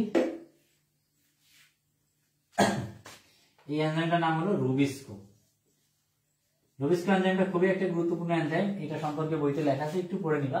তো এই রুবিস্কো এনজাইমটা এখানে বিক্রিয়া করে এটাকে একটা কি তৈরি করে, কিটো অ্যাসিড তৈরি হয়, এখানে অস্থায়ী কিটো অ্যাসিড। এই জায়গাটায় আমাদের এর সাথে আরেকটা জিনিস বিক্রিয়া করে যেটা হলো কার্বন ডাইঅক্সাইড।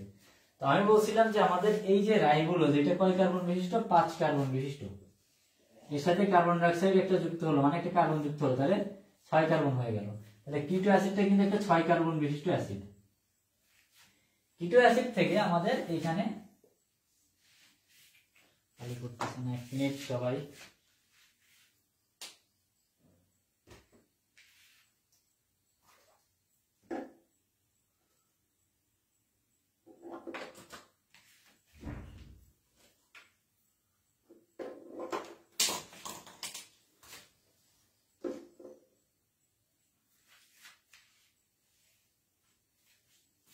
ওকে।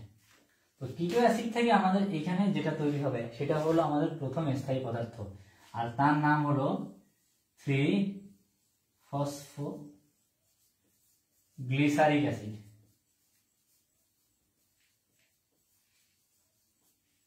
3-ফসফোগ্লিসারিক অ্যাসিড। এখন একটু খেয়াল করো, কিটো অ্যাসিড 6 কার্বন বিশিষ্ট, 3-ফসফোগ্লিসারিক অ্যাসিড হলো 3 কার্বন বিশিষ্ট। মানে এখানে দুইটা অর্থাৎ তিনটা ভাগ হয়ে গেছে, দুইটা 3-ফসফোগ্লিসারিক অ্যাসিড তৈরি হয়েছে, অর্থাৎ এটাকে 3PGO লেখে, ফসফোগ্লিসারিক অ্যাসিড। আর এটাই হলো আমাদের প্রথম স্থায়ী পদার্থ, এই কারণে এইটাকে বলা হচ্ছে C3 চক্র। ব্যাপারটা কি বোঝা গেছে? ওকে। তো আরেকটা বিষয়, এখানে প্রথম কার্বন ডাইঅক্সাইড গ্রহীতা, এই একটা টার্ম আসতে পারে, কার্বন ডাইঅক্সাইড এখানে গ্রহীত হচ্ছে, অর্থাৎ ribulose 1,5 bisphosphate, RUBP, ribulose bisphosphate, এটা হলো আমাদের প্রথম কার্বন ডাইঅক্সাইড গ্রহীতা, কার্বন ডাইঅক্সাইড গ্রহীতা। আর প্রথম স্থায়ী পদার্থ হলো 3-ফসফোগ্লিসারিক অ্যাসিড, 3 কার্বন বিশিষ্ট আমাদের একটা অ্যাসিড। এইখানে 3 নাম্বার কার্বনে ফসফোগ্লিসারিক অ্যাসিড, অর্থাৎ 3 নাম্বার কার্বনে আমাদের এখানে যদি 3টা কার্বন এমন হয়, এখানে আমি যদি মার্কিং করি 1 2 3, তো 3 নাম্বার কার্বনে একটা ফসফেট যুক্ত আছে, এই কারণে 3-ফসফো। যেমন এখানে 1,5 বিসফসফো লেখা আছে, 5 কার্বন, 1 2 3 4 5। তাহলে আমরা যদি মার্কিং করি 1 নম্বরে একটা ফসফেট, 5 নম্বরে একটা ফসফেট, যেহেতু দুইটা ফসফেট এজন্য ডাই বা বিস, বিস মানে 2, ডাই মানে 2, তো বিস ফসফেট মানে হলো দুইটা ফসফেট 1 এবং 5 নম্বর কার্বনে। আবার এখানে 3 নম্বর কার্বনে আমাদের একটা ফসফেট আছে, এজন্য 3-ফসফোগ্লিসারিক অ্যাসিড। ব্যাপারটা কি বোঝা গেছে ভাই? আমি কি বুঝাইতে পারতেছি তোমাদেরকে? এখন কি হবে, এখানে একটা জিনিস খেয়াল করো, 3-ফসফোগ্লিসারিক অ্যাসিডের সাথে একটা বিক্রিয়া হবে, এইখানে আমাদের একটা এনজাইম কাজ করতেছে, একটু খেয়াল রাখবা। এই এনজাইমটা কি হবে, এখানে আমাদের এটিপি আছে না, এটিপিতে ফসফেট কয়টা, তিনটা, তাই না, অ্যাডিনোসাইন ট্রাইফসফেট, এখান থেকে কিন্তু আমাদের একটা ফসফেট বের হয়ে গেল, তাহলে ডাইফসফেট হয়ে যাবে। ফসফেটটা বের হয়ে কি হবে, এই যে ফসফোগ্লিসারিক অ্যাসিড এর সাথে যুক্ত হবে।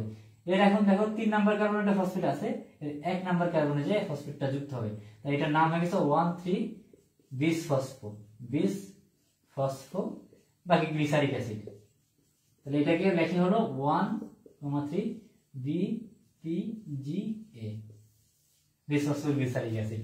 এখন এইখানে একটা আমাদের এনজাইম কাজ করে, যেটা হলো আমাদের দেখতে হবে যে এখানে শক্তির পরিবর্তন হচ্ছে, এটা একটা শক্তি মুদ্রা, শক্তির পরিবর্তন হচ্ছে, এই জন্য নাম হলো এনজাইমের নাম হলো কাইনেজ, কাইনেটিক এনার্জি থেকে এটা আসছে কাইনেজ। তাহলে 3 ফসফোগ্লিসারিক অ্যাসিড থেকে এখানে তৈরি হচ্ছে 1,3 বিসফসফোগ্লিসারিক অ্যাসিড। ব্যাপারটা কি বোঝা গেছে? ওকে, এই জায়গাটায় আমাদের একটু দেখতে হবে যে 1,3 যে বিসফসফোগ্লিসারিক অ্যাসিড আছে, এখান থেকে হলো আমাদের দুইটা অংশ তৈরি হবে, যেখানে আমাদের এনজাইমটা কাজ করবে ডিহাইড্রোজিনেজ, অর্থাৎ বিজারিত হবে। আমি একটু আগে দেখাইছিলাম অ্যাসিডকে বিজারিত করলে পাবো আমরা দুইটা জিনিস, একটা হলো অ্যালডিহাইড আর একটা হলো কিটোন। একটা হলো গ্লিসারালডিহাইড 3 ফসফেট, গ্লিসারালডিহাইড 3 ফসফেট, আর একটা হলো আমাদের কিটোন পাবো। কি পাবো আমরা? আরেকটা কিটোন, ডাইহাইড্রক্সি অ্যাসিটোন, ঠিক আছে, ডাইহাইড্রক্সি অ্যাসিটোন।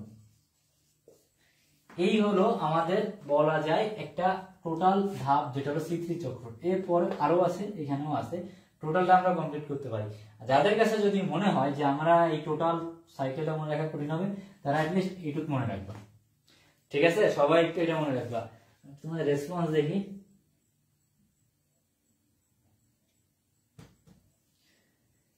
রেসপন্স খুবই কম তোমাদের।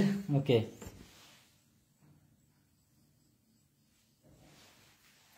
তাহলে ডাইহাইড্রক্সি অ্যাসিটোন এবং গ্লিসারালডিহাইড 3 ফসফেট এই আমাদের 1,3 বিসফসফোগ্লিসারিক অ্যাসিড থেকে তৈরি হচ্ছে। এখন এই ডাইহাইড্রক্সি অ্যাসিটোন থেকে আমাদের একটা বিক্রিয়া হবে, এখান থেকে আরেকটা বিক্রিয়া হবে। একটা জিনিস খেয়াল রাখবা, এই যে ডাইহাইড্রক্সি অ্যাসিটোন যেটা আছে, এটা কিন্তু আবার আমাদের গ্লাইকোলাইসিস অর্থাৎ শ্বসনের সাথে সম্পর্কিত। এই জন্য এটাকে আমি খুব গুরুত্ব দিব, এই টোটাল এই দুইটা ধাপ মিলে আমাদের গ্লাইকোলাইসিসের সাথে গুরুত্বপূর্ণ। তো এটা একটু খেয়াল করতে হবে। তো এই জায়গাটা আমি যদি একটু মুছে, এইখানে লিখে অসুবিধা আছে? আমি এটা এইখানে লিখতেছি। এই দুইটা মিলে আমাদের তৈরি করতেছে কি, এখান থেকে ডাইহাইড্রক্সি অ্যাসিটোন, এটা থেকে আমরা পাচ্ছি ফ্রুক্টোজ 1,6 বিসফসফেট, যেহেতু দুইটা আছে 1 নাম্বার আর 6 নাম্বার কার্বনে দুইটা ফসফেট আছে, তো এই জন্য 1 এবং 6 নাম্বার কার্বনে ফসফেট রয়েছে, এই জন্য নাম হচ্ছে বিসফসফেট। এখানে ফ্রুক্টোজ থেকে আমাদের একটা ফসফেট চলে যাবে, নাম কি হবে? Fructose 6 phosphate. আর যাবে কই? এডিপিটা সাথে আমাদের একটা ফসফেট যুক্ত হবে, তাহলে এটা হয়ে যাবে এটিপি। এখানেও দেখো শক্তির পরিবর্তন হয়েছে, এখানে এনজাইমের নাম কি হবে? কাইনেজ। তো ফ্রুক্টোজ 6 ফসফেট এটা পরিণত হবে গ্লুকোজ 6 ফসফেটে। কারণ কি, ফ্রুক্টোজ এবং গ্লুকোজ একজন আরেকজনের আইসোমার, আর এনজাইমের নাম হবে এখানে আইসোমারস। গ্লুকোজ 6 ফসফেট থেকে কি হবে? এখান থেকে হলো আমাদের একটা গ্লুকোজ, আর এখান থেকে আমাদের দুইটা গ্লুকোজ তৈরি হবে। এইটা হলো একটা ধাপ। আর এরপরে এইখান থেকে আমাদের আরেকটি ধাপ আছে, যেটা হলো আমাদের কি বলে, রাইবোলোজ 1,5 বিসফসফেট, আর এখানে হলো আমাদের জাইলুলোজ 5 বিসফসফেট। এরকম এখানে আমাদের একটাই তৈরি হচ্ছে, যেটা হলো জাইলুলোজ, এটাও 5 কার্বন বিশিষ্ট জাইলুলোজ 5 ফসফেট 1,5 বিসফসফেট, ঠিক আছে? এটাই পরবর্তীতে আবার রাইবোলোজ 1,5 বিসফসফেটে পরিণত হচ্ছে। তো এই গেল টোটাল C3 চক্র। তো তোমরা একটু দেখো যে বুঝতে পারছো কিনা।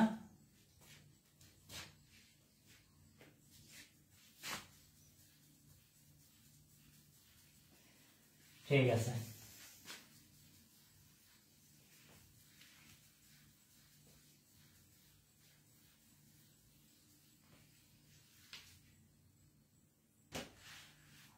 ওকে, এরপরে আরেকটা বিষয় আমাদের মনে রাখতে হবে যে C4 চক্র, এটা আমরা কিভাবে মনে রাখতে পারি? দেখো, C3 চক্রটা শুরু সংঘটিত হয়েছে শুধুমাত্র পাতার মেসোফিল টিস্যুতে, বাট C4 চক্র মেসোফিল এবং বান্ডল শীথ দুইটাতেই সংঘটিত হয়। আমরা যদি আঁকাই এইভাবে, এটা মনে করো আমাদের মেসোফিল টিস্যু, আর এটা হলো আমাদের বান্ডল শীথ টিস্যু, ঠিক আছে? তো পাতার দুইটা অংশ মেসোফিল এবং বান্ডল শীথ। তো এই জায়গায় আমাদের মনে রাখতে হবে যে প্রথম কার্বন ডাই অক্সাইড গ্রহীতা পেপা, পেপা পেপা কি? ফসফোইনল, পাইরুভিক অ্যাসিড। এইটুকু মনে রাখবো, পেপা থেকে কি তৈরি হবে? OA, এটা কি? অক্সালো অ্যাসিটিক অ্যাসিড। এটাই কিন্তু সেই 4 কার্বন বিশিষ্ট প্রথম স্থায়ী পদার্থ। C4 চক্রের ক্ষেত্রে 4 কার্বন বিশিষ্ট প্রথম স্থায়ী পদার্থের নাম কি? অক্সালো অ্যাসিটিক অ্যাসিড। তো এই অক্সালো অ্যাসিটিক অ্যাসিড কিন্তু মেসোফিল টিস্যু থেকে পরবর্তীতে প্লাজমোডেজমাটা হয়ে বান্ডল শীথে প্রবেশ করবে। তাহলে ফসফোইনল পাইরুভিক অ্যাসিড থেকে কি তৈরি হচ্ছে? অক্সালো অ্যাসিটিক অ্যাসিড। এটা একটু সবাই মনে রাখো। এরপরে এই অক্সালো অ্যাসিটিক অ্যাসিডটাই পরবর্তীতে আমাদের এখানে কিসে পরিণত হবে? ম্যালিক অ্যাসিডে। Malic acid. আর ম্যালিক অ্যাসিডটা আবার পরবর্তীতে এখানে এসে পাইরুভিক অ্যাসিড হয়ে যাবে। বুঝা গেছে? ম্যালিক অ্যাসিডটাই কিসে পরিণত হবে? Pyruvic acid. তাহলে পেপা OA মাপা মা ম্যালিক অ্যাসিড পাইরুভিক অ্যাসিড। আচ্ছা, এটা হলো আমাদের এখান থেকে OA থেকে মাপা, এখান থেকে আবার এটা পরিণত হবে পাইরুভিক অ্যাসিড। আর পাইরুভিক অ্যাসিডটা এখানে আসবে ফসফোইনল পাইরুভিক অ্যাসিড। এই টোটাল C4 চক্র, এটা খুব ইজি আছে, এটা নিয়ে বেশি পেইন নেই। তো C3 এবং C4 উদ্ভিদে এদের ক্ষেত্রে কিন্তু এদের বৈশিষ্ট্যগুলো খুবই গুরুত্বপূর্ণ। তো এদের বৈশিষ্ট্যগুলোর পার্থক্য এটা রিটেনে আসে। গতে যদি এটা দেয়, গতে দুইটার পার্থক্য দিতে পারে বা ওদের বৈশিষ্ট্যগুলো জানতে চাইতে পারে, একটু পড়লাম। বিশেষ করে এটা মনে রাখবো যে এদের যে টেম্পারেচার আমরা এইভাবে মনে রাখতে পারি 1 2 3 4 0 5 0 5। C3 10 থেকে 25 ডিগ্রি, C4 30 থেকে 45 ডিগ্রি। এই দুইটা টেম্পারেচার এদের জন্য খুবই উপযোগী বা উপযুক্ত, অপটিমাম। এদের ক্ষেত্রে এই দুইটা টেম্পারেচার আমাদের মনে রাখতে হবে। আর ক্যাম চক্র, গ্রাসুলেশন অ্যাসিড মেটাবলিজম পাথরকুচিতে দেখা যায়, মনে রাখবা। এবারে কিছু লিমিটিং ফ্যাক্টর আছে, যেমন carbon die oxide limiting factor হিসেবে কাজ করে। লিমিটিং ফ্যাক্টরের ক্ষেত্রে দুইটা সূত্র আছে, ল অফ মিনিমাম দিছে লিবিগ, আর লিমিটিং ফ্যাক্টরের সূত্র দিছে ল অফ লিমিটিং ফ্যাক্টর দিছে ব্ল্যাকম্যান আলোক নিরপেক্ষ পর্যায়ের যে মতবাদ, এটাও ব্ল্যাকম্যানই দিছে। তো এই দুইটা কয়েকটা ইনফরমেশন একটু মনে রাখবা, আমি একটু বলে দিলাম আর কি, যেগুলো গুরুত্বপূর্ণ। এরপরে চলে আসতেছে আমাদের শ্বসন। তো তোমাদের রেসপন্স খুবই কম, আমিও আমার ক্লাস নেওয়ার যে আগ্রহ সেটা হারাই ফেলছি রেসপন্সের কারণে। তো শ্বসন যদি মনে হয় যে ভাই না শ্বসন আমরা করতে চাই, তাহলে আমাকে সবাই একটু কমেন্টে জানাবো। আর না হইলে আমি ক্লাস অফ করে দিব আজকের মতো, কারণ ক্লাসের যে মোটিভেশন আমি অনেক আগেই হারাই ফেলছি। সেটা হলো তোমাদের কিছু কমেন্টের কারণে, দেখা গেছে যে একজনের কমেন্টের কারণে আমি আসলে ক্লাসের যে মোটিভেশন এটা হারাই ফেলছি। যাই হোক, তো যদি তোমাদের মনে হয় যে শ্বসনের বাকি আমাদের গ্লাইকোলাইসিস ক্রেবস চক্র বোঝা লাগবে, তো জাস্ট আমাকে কমেন্ট করে জানাবা যে গ্লাইকোলাইসিস আর ক্রেবস চক্র তোমাদের লাগবে কিনা। তাহলে আমি এটা তোমাদের রেকর্ডেড বা লাইভ ক্লাস একটা নিয়ে কমপ্লিট করিয়ে দিব। আর এবারে আজকে আমি চেষ্টা করছি সম্পূর্ণটাই পড়ানোর জন্য। তো কালকে কিন্তু দুপুর 3টায় আগে তোমাদের ক্লাস নেবে কেমিস্ট্রি। তো এটা খুবই গুরুত্বপূর্ণ একটা চ্যাপ্টার, পরিমাণগত রসায়ন।